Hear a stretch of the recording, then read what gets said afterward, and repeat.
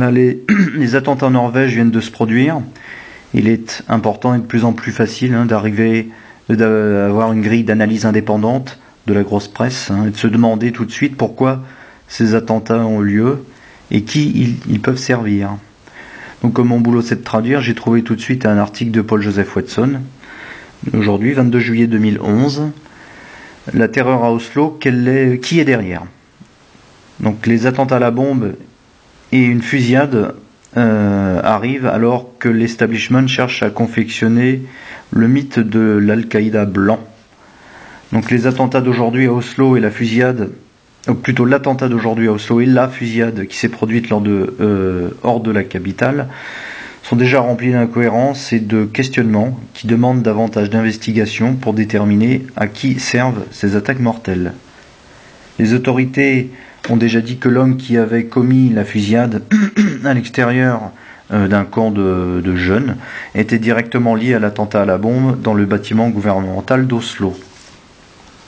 Donc un témoin de l'explosion était à 70 mètres de l'explosion, a appelé l'Alex Jones Show et a déclaré qu'une bombe avait déjà été désamorcée la veille, hier le 21.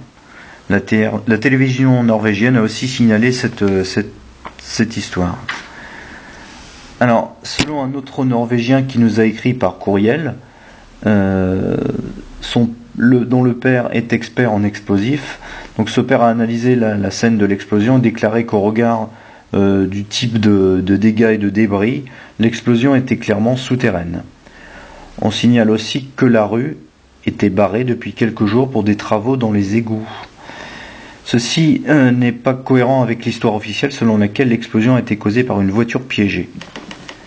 Alors, vendredi était un jour férié en Norvège et le bâtiment était déserté.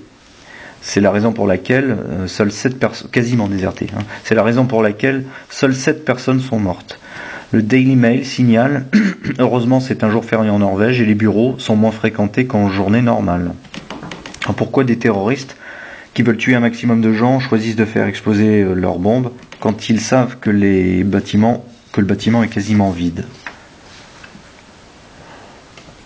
Alors, des rapports signalent que le coupable de la fusillade qui aurait tué 25 personnes est un blond norvégien, ce qui cadre parfaitement avec la récente campagne de propagande pour promouvoir l'Al-Qaïda blanc comme étant la menace terroriste la plus mortelle.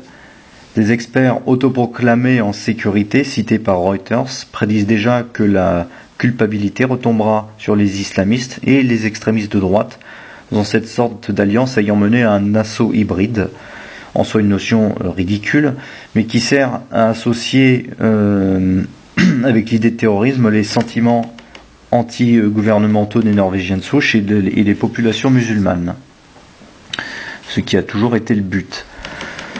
Comme le rapporte Courtney Moe, l'homme accusé de mener le groupe accusé de l'attentat à la bombe, Mullah Krekar, avait eu des négociations avec la CIA auparavant, ayant été approché en 2005. Des membres du groupe de Krekar, donc appelé Ansar al-Islam, constitué de vétérans de la guerre où avaient collaboré la CIA et l'ISI contre les soviétiques en Afghanistan.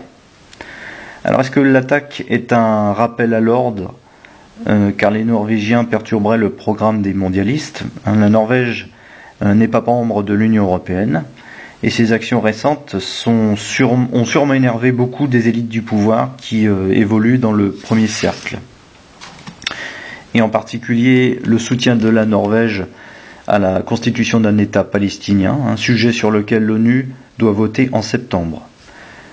Également, et ça j'y ai pensé immédiatement, c'est la décision de l'OTAN de retirer complètement de la Norvège de se retirer complètement des opérations de l'OTAN en Libye au 1er août. Également le fait que la Norvège ait gelé un paiement de 42 millions de dollars en aide à la Grèce constitue une entrave aux efforts récents pour aider dans le cadre de la sévère crise d'endettement de la Grèce. Donc ce sont d'importantes questions qui ont pu causer un refroidissement entre la Norvège et l'establishment anglo-américain.